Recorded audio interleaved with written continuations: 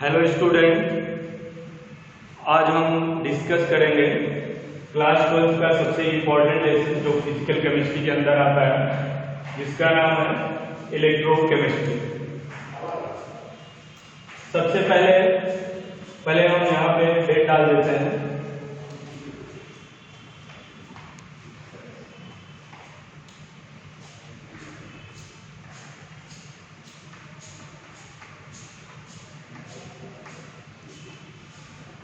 Okay, electrochemistry में हम सबसे पहले जानेंगे क्या होता है electrochemistry, what is electrochemistry.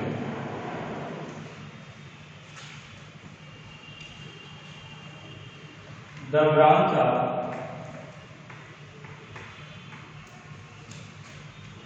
Chemistry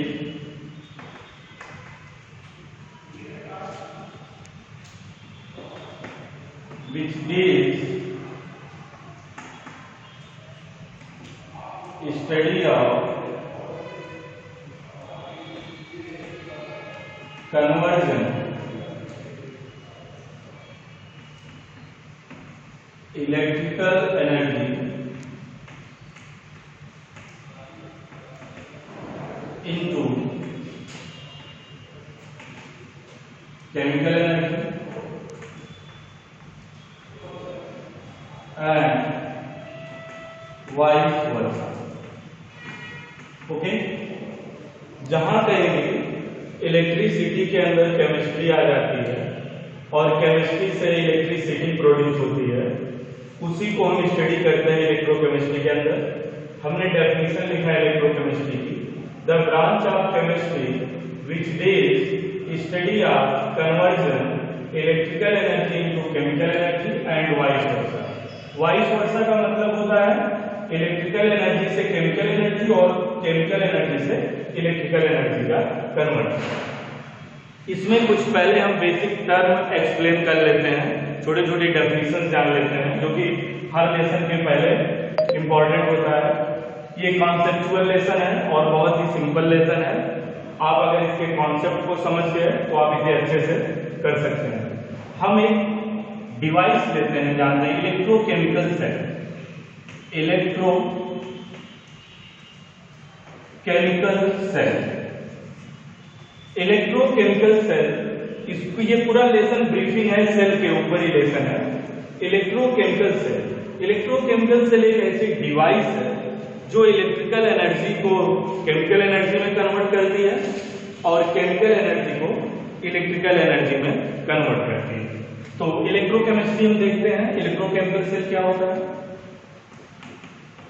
it is a device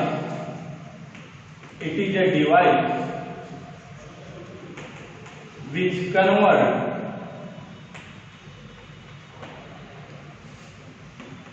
electrical energy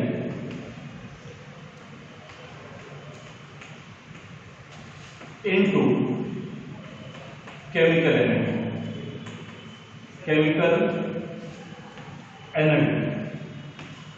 and vice versa। हमने देखा इलेक्ट्रोकेमिकल सेल एक ऐसी डिवाइस है जो इलेक्ट्रिकल एनर्जी को कन्वर्ट करती है केमिकल एनर्जी में और केमिकल एनर्जी को कन्वर्ट करती है इलेक्ट्रिकल एनर्जी में। तो हम देखते हैं electrochemical cell there are two types. Electrochemical cell there are two types. First type is electrolytic cell,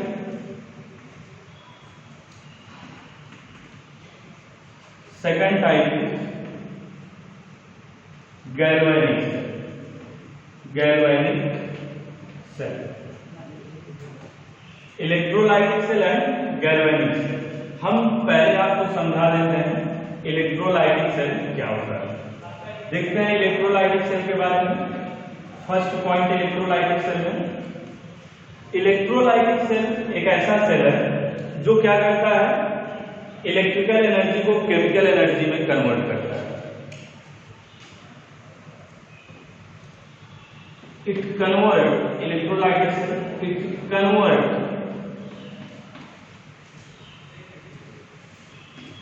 electrical energy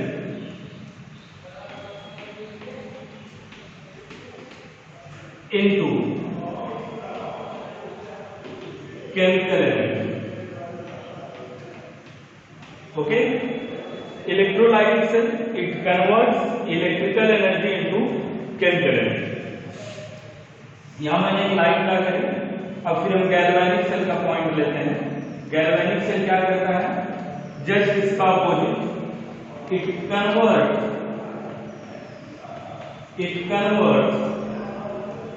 chemical energy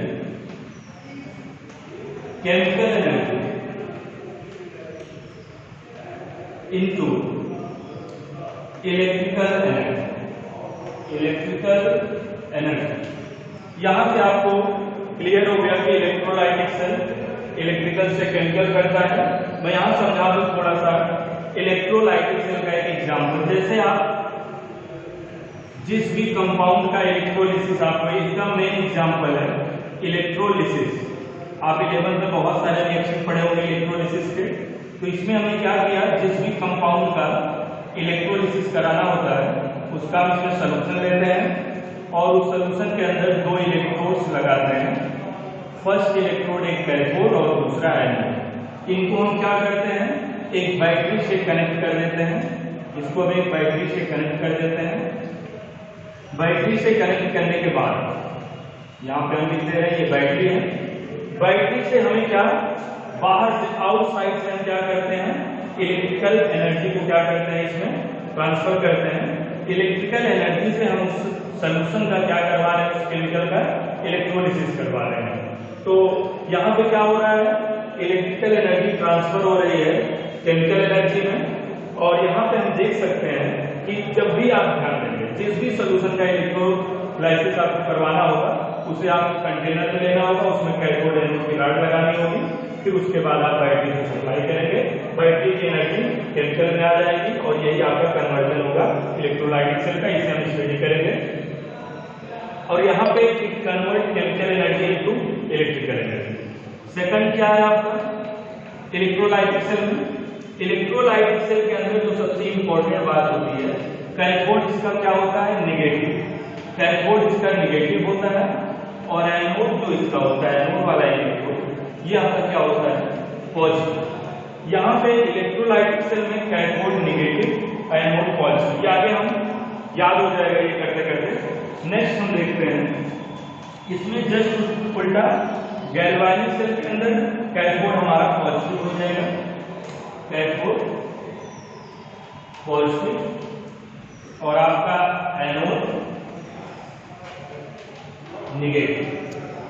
यहां पे हमने कैथोड और एनोड को जाना इलेक्ट्रोलाइटिक सेल के अंदर और गैल्वेनिक सेल के अंदर। और थर्ड सबसे इंपॉर्टेंट पॉइंट इसका है, थर्ड जो सबसे इंपॉर्टेंट है,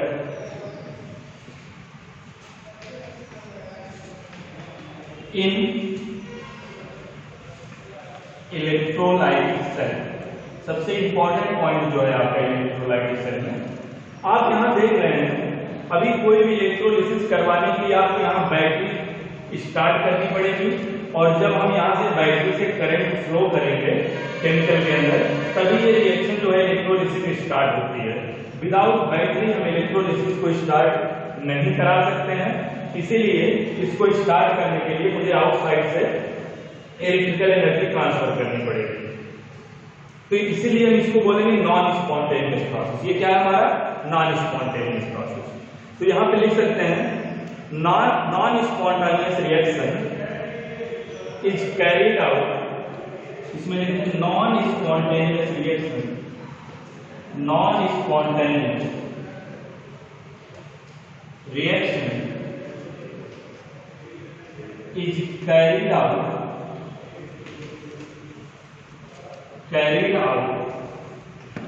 using electrical energy। हमें आप पढ़ चुके हैं थर्मोडायनेमिक्स के अंदर स्पॉन्टेनियस और नॉन स्पॉन्टेनियस। स्पॉन्टेनियस के अंदर आप जानते हैं स्पॉन्टेनियस को कि एक बार थोड़ा सा स्टार्ट कराना होता है, फिर वो कंटिन्यू वो रिएक्शन प्रोसीड होने लगती है या सेल्फ वो स्टार्ट हो जाती है जैसे केमिकल हम मिलाते हैं। लेकिन नॉन स्पॉन्टेनियस को हमें आउटसाइड से एक सोर्स प्रोवाइड कराना पड़ता है। जैसे हमने बैटरी यहाँ पे लगाई, तो ही यहाँ पे इलेक्ट्रोलिसिस स्टार्ट होगी। जैसे ही बैटरी से इलेक्ट्रिकल एनर्जी ट्रांसफर होना बंद हो जाएगा, वैसे ही ये क्या करेगा, हमारा इलेक्ट्रोलिसिस स्टॉप हो जाएगा। इसीलिए ये नॉन स्पॉन्टेनियस रिएक्शन के अंदर आता है। अब हम यहाँ पे देखते हैं नेक्स्ट, ये इसके अंदर क्या होगा, गैल्वेनिक सेल के अंदर।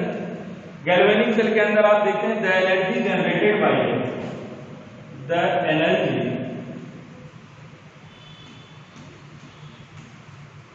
जनरेटेड बाय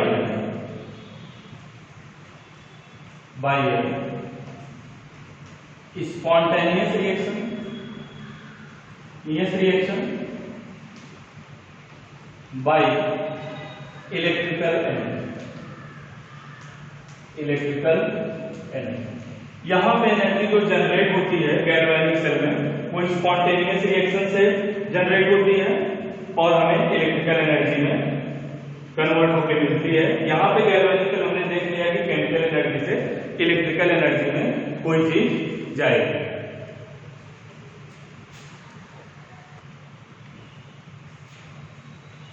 बच्चों, हमने अभी देखा कि इसमें डिफरेंस इलेक्ट्रोकेमिकल सेल में दो टाइप के सेल हमने देखे, इलेक्ट्रोलाइट और गैल्वेनिक सेल। हम यहाँ पे सबसे पहले स्टडी करेंगे गैल्वेनिक सेल होता क्या है। गैल्वेनिक सेल का पूरा फीचर समझेंगे, गैल्वेनिक सेल का पूरा फीचर समझेंगे।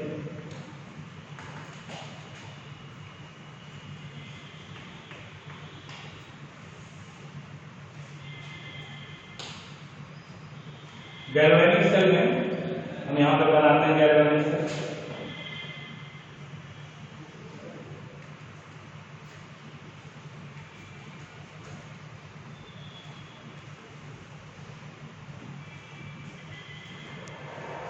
दो कंपार्टमेंट हमारे पास होता है,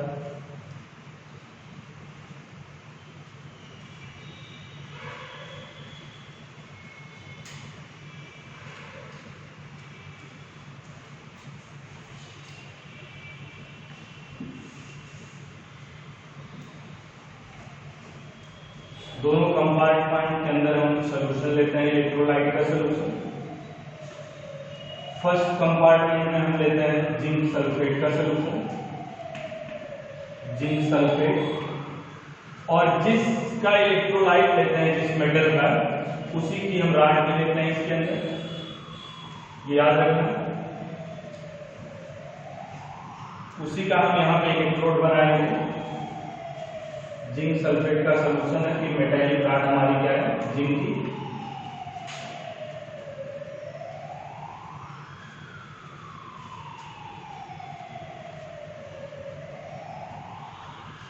ये जिंक राड है। इसके अंदर हम दूसरे कंटेनर में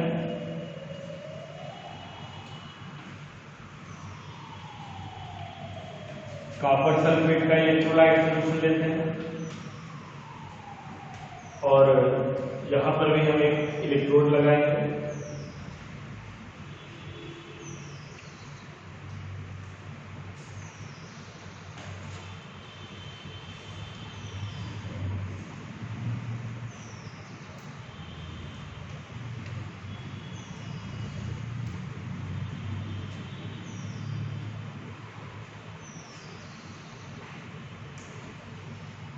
ये इलेक्ट्रोड हमारा कॉपर का होगा, कॉपर रॉड। जिसका हम सोल्यूशन लेते हैं उसी का इलेक्ट्रोड बनाते हैं। फिर उसके बाद हम क्या करते हैं, इन दोनों इलेक्ट्रोड्स को मेटालिक वायर से कनेक्ट करते हैं। यहाँ पे हम एक वोल्ट मीटर लगा देते हैं।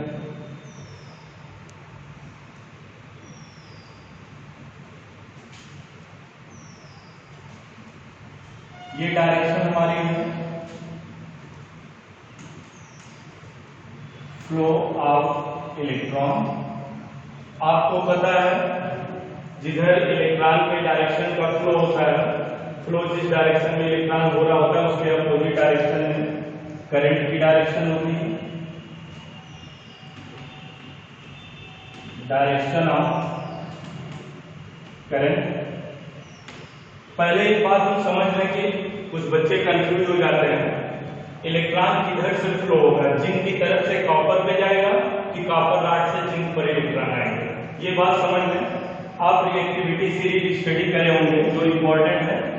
जिंक कॉपर, जिंक की जो more reactive compare than copper, zinc की जो more reactive compare than copper, तो जिंक रिएक्टिव होने की वजह से जिंक से इलेक्ट्रॉन क्या होंगे, इजीली निकल जाएंगे। और जिंक से आपको पता है जिंक की वैलेंसी 2+, जिंक पे 2+ चार्ज होता है और जिंक 2 इलेक्ट्रॉन इजीली रिलीज कर देता है। ओके, इस पे क्या हो रहा है, जिंक से इलेक्ट्रॉन रिलीज हो रहे हैं, मींस इस इलेक्ट्रोड से यहां से इलेक्ट्रॉन जो जाएंगे और ये कॉपर रॉड पे जाएंगे इलेक्ट्रॉन, मींस हमने देखा कि जिंक रिएक्टिव होने की वजह से इलेक्ट्रॉन इधर से जाएगा और जिधर इलेक्ट्रॉन का फ्लो होगा उसके डायरेक्शन में, करंट का डायरेक्शन होगा उसके अपोजिट डायरेक्शन में। ये बात हमने देखी। यहां पे हम देखते हैं कि इसके अंदर Cu2+ और SO2- है, 2 आयन इसके अंदर है, सॉरी Cu2+ नहीं, ये ZnSO4, और इसके अंदर Cu2+ और सल्फेट आयन है। ओके, आप यहां देखिएगा जिंक से इलेक्ट्रॉन जैसे ही रिलीज होगा, पहले ये बात जान लें, ये हमारी जो इस साइड हमारा एनोड है और इस साइड हमारा क्या है, कैथोड। मैंने बोला था गैल्वेनिक सेल के अंदर कैथोड क्या होता है हमारा, पॉजिटिव होता है, एनोड क्या होता है हमारा, नेगेटिव होता है। इस बात को हम समझ लें कि ये भाई नेगेटिव क्यों होता है। यहां से इलेक्ट्रॉन जो होते हैं जिंक रॉड से इलेक्ट्रॉन जनरेट हो रहा है, इलेक्ट्रॉन यहां पर से जनरेट हो रहा है, तो एनोड हमारा नेगेटिव चार्ज होता है। और जहां पे इलेक्ट्रॉन जा रहा है तो ये कॉपर रॉड पे इलेक्ट्रॉन क्या हो रहा है, कंज्यूम हो रहा है, इलेक्ट्रॉन कंज्यूम हो रहा है और यहां से इलेक्ट्रॉन जनरेट हो रहा है। तो जहां से इलेक्ट्रॉन जनरेट होगा उसे हम एनोड बोलेंगे और उसे नेगेटिव चार्ज बोलेंगे। और जब याद करिए यहां पे जहां इलेक्ट्रॉन पूरे कंज्यूम होंगे इलेक्ट्रॉन, तो वहां पे कैथोड क्या होगा हमारा, पॉजिटिव चार्ज होगा। ओके, तो ये हमारा जो है अभी कंप्लीट सेल हमारा ये नहीं है क्योंकि ये इनकम्प्लीट सर्किट है। यहाँ पे देख रहे हैं दोनों कंटेनर कांटेक्ट में नहीं है एक दूसरे के। अभी यहाँ से आप देखेंगे Zn से इलेक्ट्रॉन जो है इसके अंदर इलेक्ट्रॉन से क्योंकि यहाँ से इलेक्ट्रॉन रिलीज हो रहे हैं। जैसे इलेक्ट्रॉन इसमें से रिलीज होते हैं Zn से और ये सोल्यूशन के अंदर Zn2+ गिरने लगता है। Zn रॉड से जिंक 2 इलेक्ट्रॉन बाहर हुआ, Zn2+ सोल्यूशन के अंदर आया। ये प्रोसेस कंटिन्यू चलता रहेगा। तो एक टाइम ऐसी होगी कि इसमें पॉजिटिव चार्ज जो है एकम्युलेट कर जाएगा, पूरे सोल्यूशन के अंदर पॉजिटिव चार्ज क्या करेगा, एकम्युलेट कर जाएगा। इसलिए कि Zn 2 इलेक्ट्रॉन रिलीज कर रहा है और Zn2+ सोल्यूशन के अंदर आ रहा है। फिर उसके बाद ये 2 इलेक्ट्रॉन यहां जैसे ही पहुंचते हैं Cu2+ होता है, ये रॉड पे क्या होता है, एकम्युलेट होना शुरू हो जाता है। जैसे इलेक्ट्रॉन आया Cu2+ पहुंचा और उस इलेक्ट्रॉन को एक्सेप्ट कर लिया और वो एकदम पूरा तैयार रहता है Cu2+, इलेक्ट्रॉन दिखाई देते ही ये रॉड पर चला जाता है। फिर उसके बाद हम देखते हैं, यहां पे हम देख रहे हैं एट एनोड पर हम देख रहे हैं जिंक से 2 इलेक्ट्रॉन रिलीज हो रहा है और ये Zn2+ बना रहा है। तो इसे बोलते हैं एनोड हाफ रिएक्शन या ऑक्सीडेशन, हाफ रिएक्शन इसे बोलते हैं। और एट इस कंटेनर के साइड आपका कैथोड, एट कैथोड के अंदर आप देख रहे हैं इलेक्ट्रॉन आ रहा है और Cu2+ सोल्यूशन से रॉड पर जा रहा है। और आप देखेंगे जब Cu2+ आयन इस रॉड पर चला जाएगा कंटिन्यू, तो यहाँ पे Cu2+ की कंसंट्रेशन पॉजिटिव आयन की डिक्रीज कर जाएगी और सल्फेट आयन की कंसंट्रेशन इंक्रीज कर जाएगी। यहां जैसे आप देख रहे हैं SO4 की कंसंट्रेशन क्या कर रही है, इंक्रीज कर रही है और Cu2+ की कंसंट्रेशन डिक्रीज कर रही है क्योंकि Cu2+ जो होता है लेस रिएक्टिव होता है जिंक से और जिंक यहां से इलेक्ट्रॉन ट्रांसफर कर रहा है, flow of electron copper rod की तरफ हो रहा है और जैसे इलेक्ट्रॉन दिखाई दे रहे हैं Cu2+ उस इलेक्ट्रॉन को पकड़ रहा है और क्या बना रहा है, Cu में कन्वर्ट हो रहा है। तो SO4 जो है आपका ये इंक्रीज कर रहा है और Cu2+ आयंस क्या कर रहे हैं, डिक्रीज कर रहे हैं सोल्यूशन के अंदर। और यहाँ पे जस्ट उल्टा है, Zn2 प्लस आयन क्या कर रहा है, इंक्रीज कर रहा है। क्योंकि इसकी कंसंट्रेशन इस सॉल्यूशन के अंदर बढ़ती चली जा रही है और आप देखेंगे एक टाइम आएगा ये राड हमारी क्या होगी, बहुत ही पतली हो जाएगी, बहुत ही पतली हो जाएगी राड, क्योंकि इसमें से सारे इलेक्ट्रॉन बाहर हो जाएंगे और Zn2 प्लस क्या होगा, सॉल्यूशन के अंदर आ जाएगा और SO4 माइनस की कंसंट्रेशन क्या होगी, डिक्रीज कर रही है। तो आप देखते हैं दोनों कंटेनर के अंदर एक चार्ज डिफरेंस क्रिएट हो गया है। दोनों कंटेनर के अंदर क्या हो गया, एक चार्ज डिफरेंस क्रिएट हो गया है। किस वजह से कि भाई Zn2 प्लस सॉल्यूशन के अंदर आ रहा है तो इसकी कंसंट्रेशन इसके अंदर इंक्रीज कर रही है और यहाँ पे Cu2 प्लस राड बढ़ जा रहा है क्योंकि इसे इलेक्ट्रॉन की तलाश है और ये एक तो जिंक का काम है इलेक्ट्रॉन रिलीज करना, कॉपर का काम है Cu2 प्लस का इलेक्ट्रॉन गेन करना। तो यहाँ पे क्या होगा, सॉल्यूशन के अंदर सल्फेट आयन जो है इंक्रीज कर जाएगा और उसके बाद इस कंटेनर के अंदर Zn2 प्लस इंक्रीज कर जाएगा। दोनों कंटेनर के अंदर एक charge difference, huge charge difference देखने को मिलेगा जिसकी वजह से सेल के अंदर एक पोटेंशियल डिफरेंस जनरेट हो जाएगा और जिसकी वजह से सेल काम करना बंद कर देगा और आप जानते हैं जहां चार्ज का डिफरेंस होता है वहां पोटेंशियल डिफरेंस आ जाता है। इसी वजह से एक यहाँ पे दो आयंस को कंसंट्रेशन दोनों आयंस इक्वल रहे दोनों कंटेनर के अंदर, इसीलिए नई चीज आई है सॉल्ट ब्रिज। सॉल्ट ब्रिज इसके अंदर सर्किट को कंप्लीट करने के लिए हम एक यूज करते हैं सॉल्ट ब्रिज। सॉल्ट ब्रिज एक नया टर्म इस सेल में आपको मिलेगा जो कि बहुत ही इंपॉर्टेंट कॉन्सेप्ट है सॉल्ट ब्रिज का। आप देखिएगा सॉल्ट ब्रिज। अब ये दोनों कंटेनर क्या हो गए, कॉन्टैक्ट में आ गए, किसके द्वारा, सॉल्ट ब्रिज के द्वारा। ये दोनों अभी क्या है, इसके अंदर कॉन्टैक्ट में आ चुके हैं दोनों से। और एक बात, ये जो flow of electron electrode wire से जो कनेक्ट है दोनों, इसको हम बोलते हैं external circuit. External circuit, external circuit बहुत ध्यान से समझिएगा। और उसके बाद ये पूरा जो हमारा ये पूरा पोर्शन इसे हम बोलते हैं इंटरनल सर्किट। इंटरनल सर्किट ये है और ये जहां से वायर कनेक्ट होने का रखा मेटेरियल वायर, ये आपका एक्सटर्नल सर्किट है। हम यहाँ पे बता देते हैं सॉल्ट ब्रिज का काम क्या है। सॉल्ट ब्रिज जो होता है हमारे यू शेप्ड ट्यूब होता है। सॉल्ट ब्रिज क्या है, यू शेप्ड ट्यूब है। ये इसके अंदर जो है हम लिख देते हैं यहाँ पे, ये सॉल्ट ब्रिज है। गैल्वेनिक सेल में जो बहुत बड़ा रोल प्ले करता है वो सॉल्ट ब्रिज ही है। सॉल्ट ब्रिज का कॉन्सेप्ट जिस बच्चों को समझ में आ गया, समझिए गैल्वेनिक सेल का पूरा कॉन्सेप्ट समझ में आ गया। बच्चों आप लोग अभी सीधा देखे हैं कि चार्ज डिफरेंस क्रिएट हो रहा है दोनों कंटेनर के अंदर। उस चार्ज डिफरेंस को बराबर करने के लिए, कंसंट्रेशन मतलब न्यूट्रल करने के लिए आयंस की, उसमें हम सॉल्ट ब्रिज का यूज करते हैं। सॉल्ट ब्रिज के अंदर जो होता है inert electrolyte, inert electrolyte, inert electrolyte. Inert electrolyte में आपका KCl हो सकता है, potassium chloride, KNO3, ammonium nitrate, NH4NO3 etcetera. कोई भी हम सॉल्ट ब्रिज के अंदर फिल कर सकते हैं। इनर्ट इलेक्ट्रोलाइट मींस आप इतना सा जान लीजिए कि जो रेडॉक्स रिएक्शन यहाँ चल रही है उसमें बिल्कुल इन्वॉल्व नहीं होता, रेडॉक्स रिएक्शन को ये बिल्कुल डिस्टर्ब नहीं करता। इस सॉल्ट ब्रिज का इतना ही काम है कि इस सर्किट को क्या करेगा, कंप्लीट करेगा। It complete the inner circuit of the cell.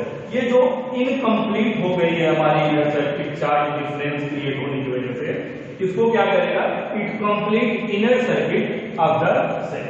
बच्चों इस सॉल्ट ब्रिज का जो है पूरा ब्रीफ आइडिया, इसका फंक्शन क्या है, ये होता क्या है सॉल्ट ब्रिज, इसको हम आपको अगले लेक्चर में आपको हम यहाँ से आगे बढ़ेंगे। और ये आप याद रखिएगा कि सॉल्ट ब्रिज का फंक्शन अभी आपको हम आगे बताएंगे कि सॉल्ट ब्रिज होता क्या, इसके बारे में डिटेल्स हम आपको बताएंगे। कंटिन्यू हो गया।